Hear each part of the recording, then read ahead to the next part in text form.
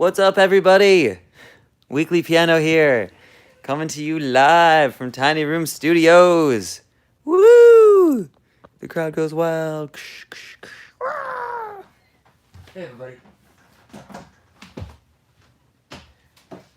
I'll get my computer. Sorry that it's been so long since I've given you a lesson. I've been working on my own life, which is generally in a state of chaos, but at least it's moving forward. So let's see here. I need to go to my own channel. And there's my live lesson, so now I can see you guys. Turn the volume down. I can see my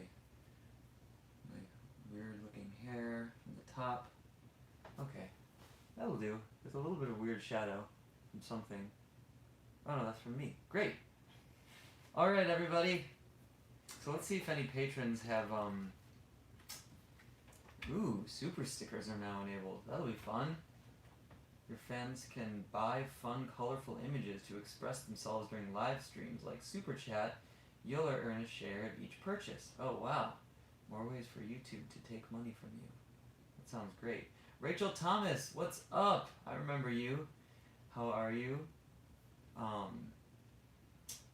Alright, let's see. Who else is here? Make yourself known. I'm also going to go to the Patreon page.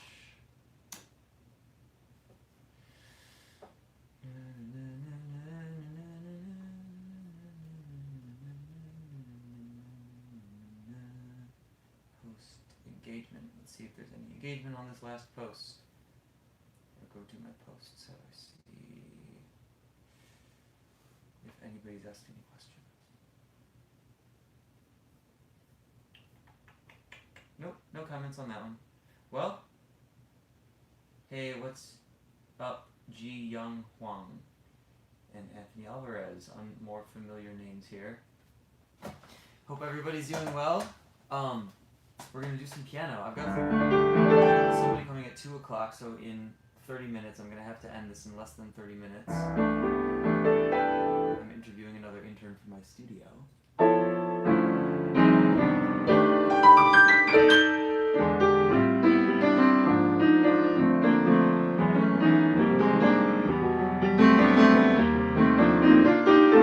What's up, Jordan Lewis?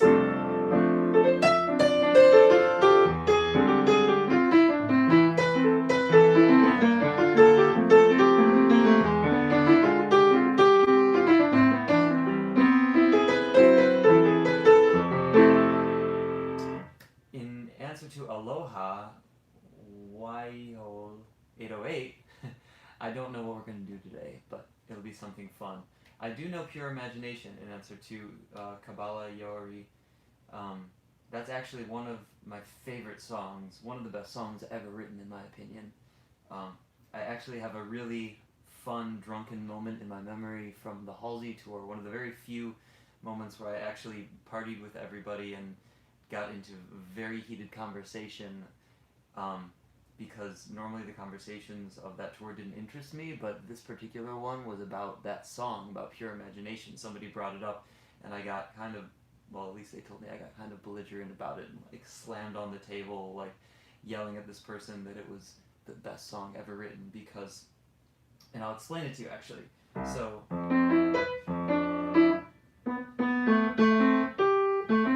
let's just do it in C. I don't know what key it actually is in.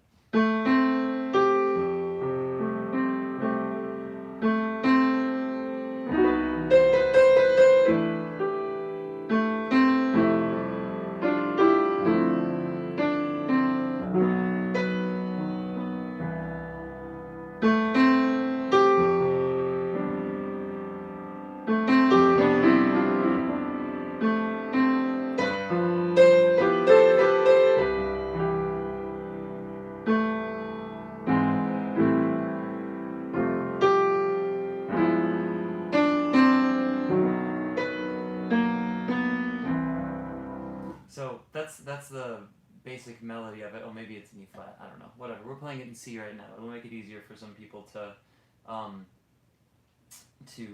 grasp. But anyway, let's start from the beginning. Well, actually, no. Let me go to the bridge. It goes to the if you want to view. I. If you want to view paradise. That's right. Simply look around.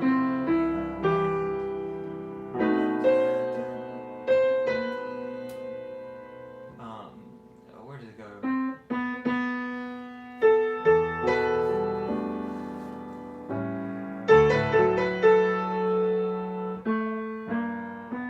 Wait. Is it I can't remember what that last phrase is. Maybe we'll listen to it. I'll go onto Spotify and I'll get the exact melody because I don't know the end of the melody of the bridge. But what makes it brilliant, and one of the best songs I've ever written, is immediately apparent at the very beginning of the song. So it starts here, which the first very interesting aspect of it is that it starts off with a deceptive melody and a deceptive chord. So it starts off on the 4, right? So if you were just to play this, it could be a song in F, right? And this is the 9. You have the 3, the 5, and the 9.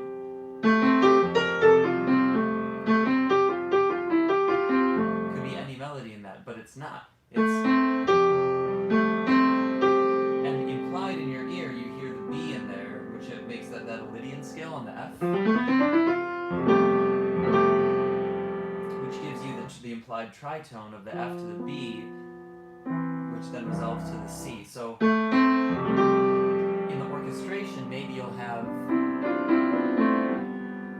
In fact, that is in the orchestration because I remember before that, if you've ever watched Willy Wonka, you can remember that it's the intro to the song is like something like that, right? And participate in this conversation too, by the way. If I'm wrong or I'm right about any of these things, but there's some sort of arrangement in the strings where it's going like, and then you have something coming in like that. So you can hear that you're actually not home right now. You're on the 4, which is the subdominant. The subdominant being the 5th below the tonic, because the dominant is the 5th above the tonic. So you're immediately exploring a type of reverse harmony here, but we won't get into that in this lesson. And then you have the melody going from the 6 to the 1 to the 5. And that melody is a single repeated cell, which if you break the cell into its closest, the closest chunk you can put it, so bring these two up an octave, it's just this cell. So if you were looking at this in, I won't even go into the contemporary classical analysis of it, but there are ways to analyze this in the same way that you would analyze like a Schoenberg piece, because this is written with a lot of those same tendencies. The only difference is it's tonal. But this is the cell that you're using. These 3 notes, which is very tonic, but you're hitting the tonic as the middle note in this melodic pattern. So you have the 6, which is an unstable note, the tonic, which is the stable note, but it's now a passing tone to the 5, and your 5 is your goal note. So that combined, so you have a destabilized melodic pattern combined with an unstable chord.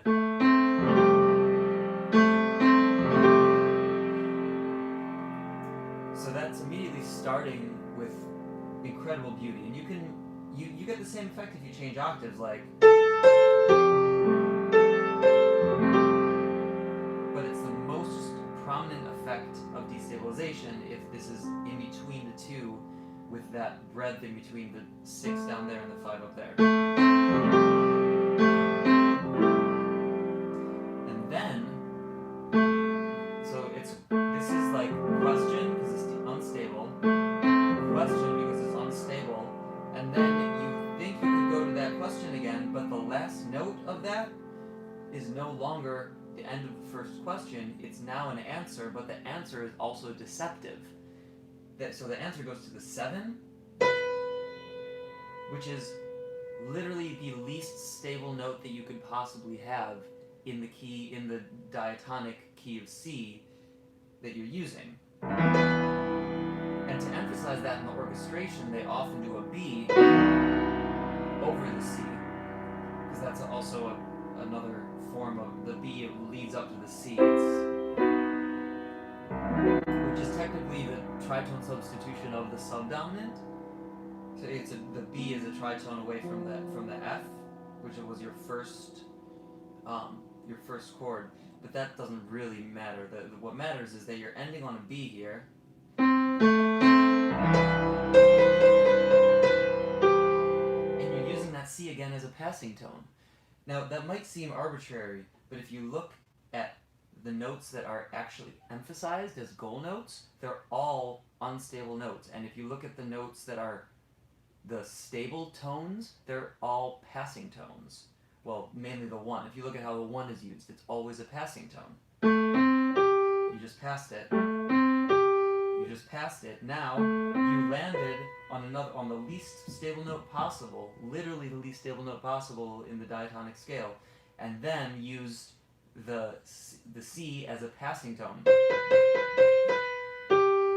And ended on your original goal note that you had as the top of the original idea that was a question, and now it's the answer. So that last goal note, you still hit the same note, but because of the way that you went up above it and back down to it, now you're answering the original question that you posed with that note at the top of it originally.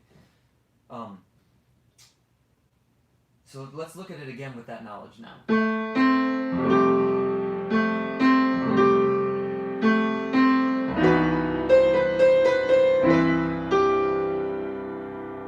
Okay, now let's just study that a little bit more by breaking it down a tiny bit more into the cells. I want to explain that a little deeper. So this is your first cell for the question.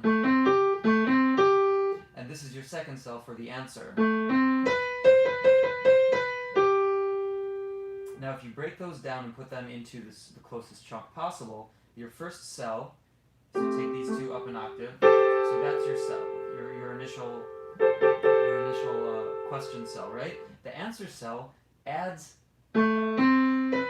that, so you would think that answer cell is now those 3 notes, right? So you take these up in the octave with the B, so that's your answer cell, except for the fact that at the end of that answer, you go back to the 5. So this is actually the full answer cell. So all this is doing is you're taking your first cell, which is the question, which is that, and for the answer, you're adding the least stable note to it, but still making the answer out of that cell with the least stable note, rearranging the notes. It's abso-fucking-lutely brilliant. Okay.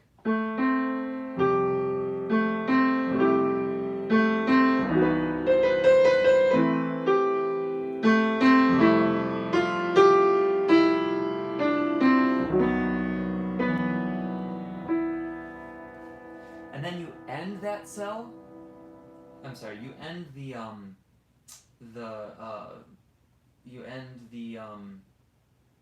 what do you call it? That whole phrase, the overarching phrase, you end it on the least stable note after you repeat the initial question-answer pattern. So here's the initial question-answer pattern.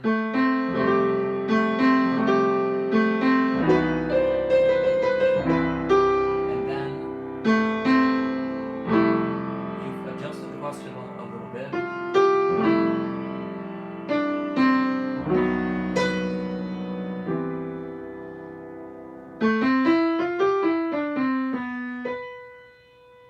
So now you've ended, you have your first phrase and then your second phrase, and you end the second phrase on the least stable note possible, which was also the deceptive resolution of the first question-answer pattern. It's pretty incredible. By the way, if you're enjoying this, You can stay, but you don't have to. It doesn't matter if you open the door or close it. That's all good. Okay. Oh, cartoon. Sorry. Sorry. Alright. Sorry, guys. Anyway, I want to keep going on this because pure imagination it deserves all the time and attention in the world, and I don't know of anybody who explains it from an actual compositional standpoint. In fact, I don't know anybody who explains any song from a deeply compositional standpoint. I think people are generally more superficial about how they explain songs. So let's just go into the bridge. And to do this, I'm going to open up... Oh, wait, I can't play it on Spotify because if I do, then it'll make me take down this whole video because it'll call it a copyright violation. So let me plug my computer into my AirPods real quickly so I can at least listen to it. And if you guys want, if you're on this with me, listen, pull up Spotify and look up Pure Imagination from Willy Wonka and the Chocolate Factory, which is a great movie, by the way. Pull out some headphones, or you're already listening to this, so...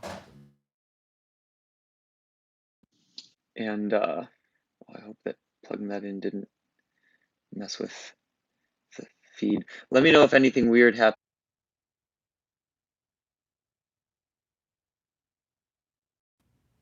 Yeah, there it is. Okay. This is better? Is this better now? Sorry, everybody. Alright.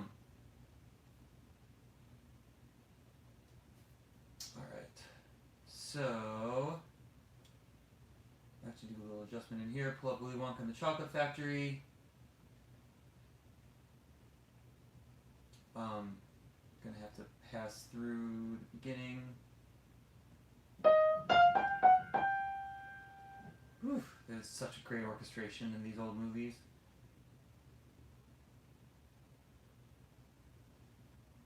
There it is. Okay, so skip to like a minute in.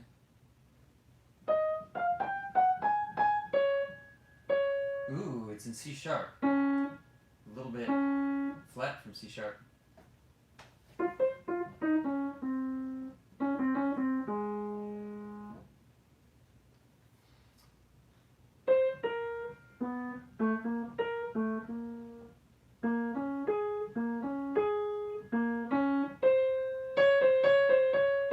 Alright, so that's the melody.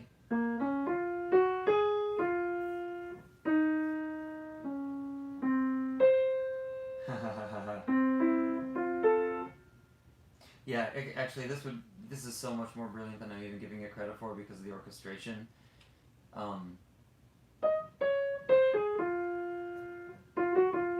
This is what I was looking for, the bridge. Now.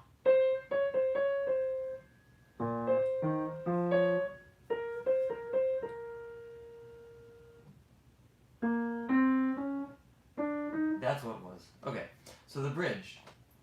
We're in C sharp now.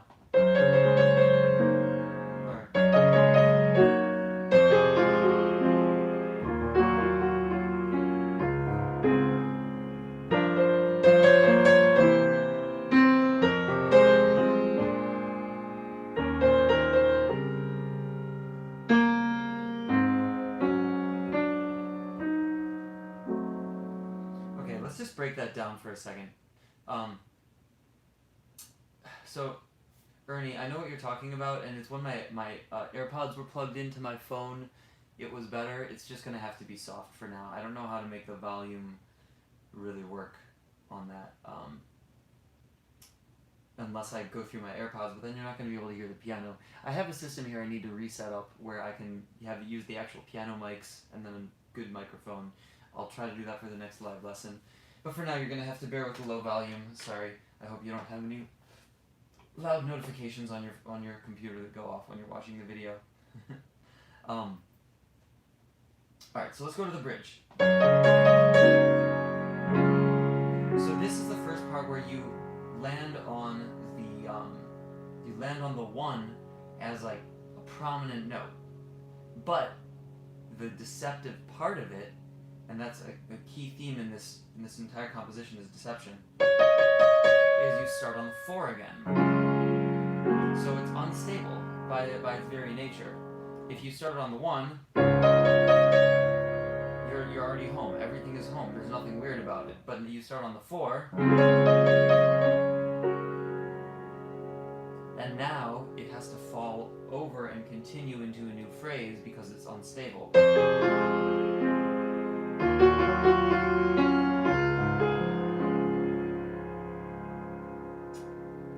Let's just look at that phrase.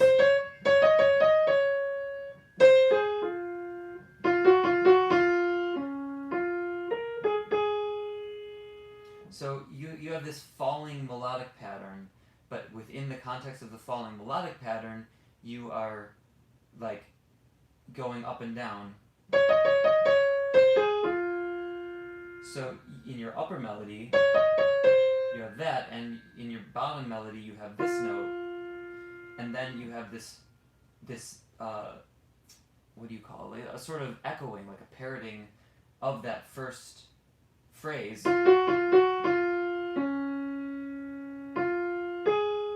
So if you look at those two phrases, it's crazy. This is this note's using the first phrase.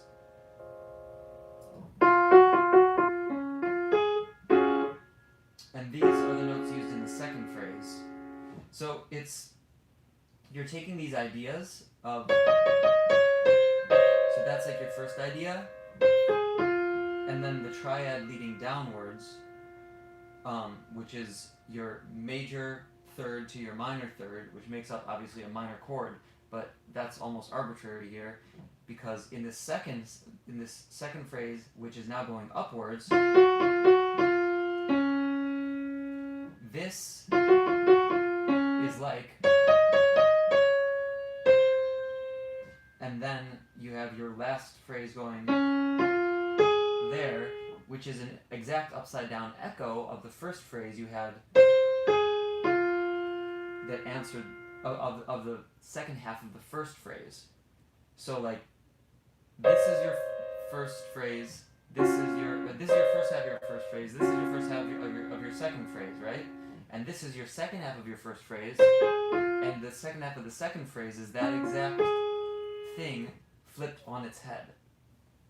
Okay, let's keep going.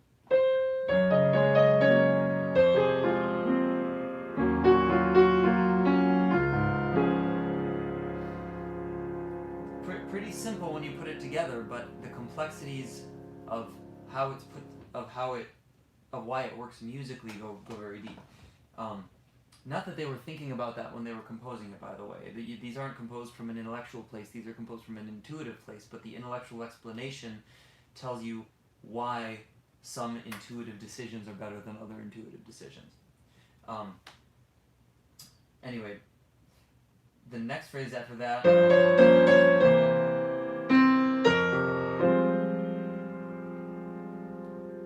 so now you have just centered around what was originally the deceptive goal note of the A section. If you remember,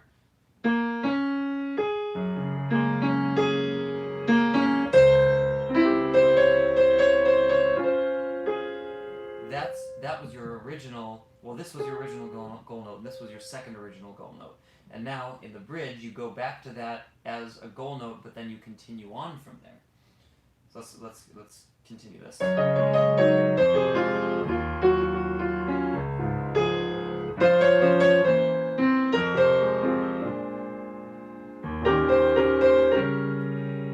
you're just going down very, very slowly with the same da da da da da da da da da da da da. And now the last extended phrase. This is the first time you have an extended chromatic phrase in the entire composition.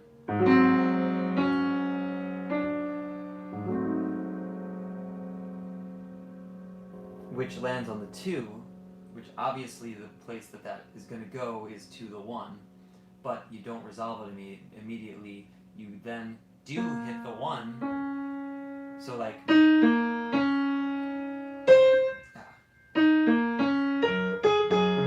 that's essentially what it is, because that you don't hear that as the beginning of of the A section because it's not the beginning of the A section, but it's the last note of the B section, which is very similar to how in All the Things You Are, which is probably the second greatest composition of that era,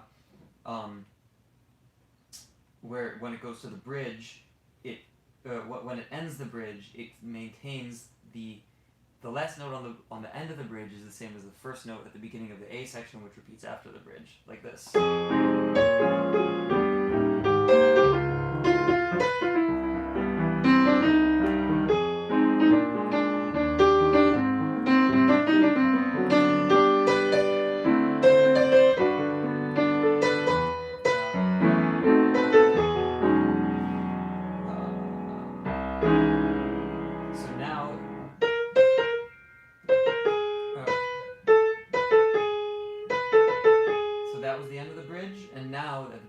Section, that's your first note again.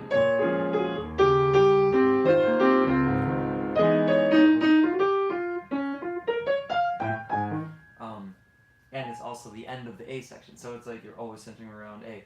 This does a similar thing in that the phrase that would make the most sense here would be, this being the end of the B section, would be the 2 to the 6 to the oh, Wendy, could you go see if that's my intern?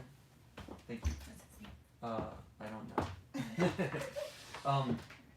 It would be the 2 to the 6 to the 1. But it's not the 2 to 6 to the 1 because then you'd be resolving on the tonic.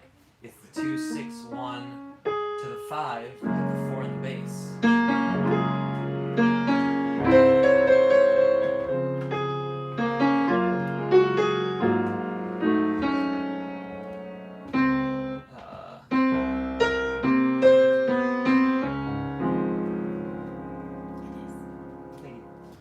And then you resolve back to the 1.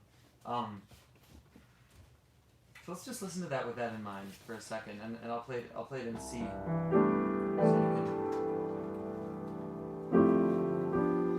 And if I remember correctly, actually the voicing is.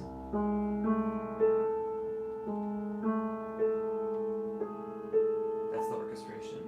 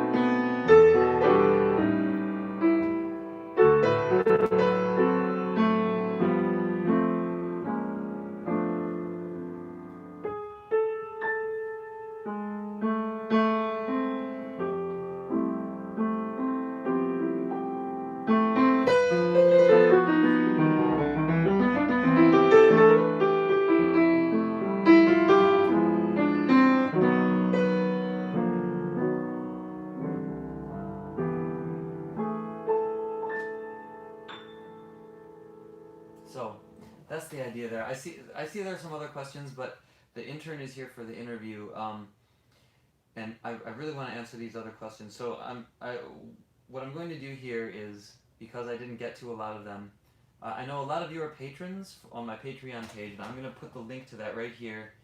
It's patreon.com/weeklypiano. If you go there, and if you're a patron, you can, for any amount, like $1, you could do $1 a month. You can submit a question and just put it as a question on the post that I did today, saying I'm doing a live lesson today, and I will make that as the first priority for the next live lesson that I do, and I'll upload the video. So even if you're not able to log on to the live lesson, I'll answer your questions. So just make sure you go there and you put your questions, patreon.com/weeklypiano, and enter your questions as comments on that first on the first post that I have, the top post that I have talking about that I'm going to be doing a lesson today. I may even be able to log back on later today and do another live lesson to address those, but I promise I'll do it soon if you put your questions up there. Thank you for tuning in. I got to go and do this interview, but I hope that you guys got a little bit out of this exploration of pure imagination, and thanks for tuning in again. Happy practicing. Good luck. Keep working at it. I'm doing it every day. Hopefully we can all get better together. Talk to you soon, guys. Thank you. Bye.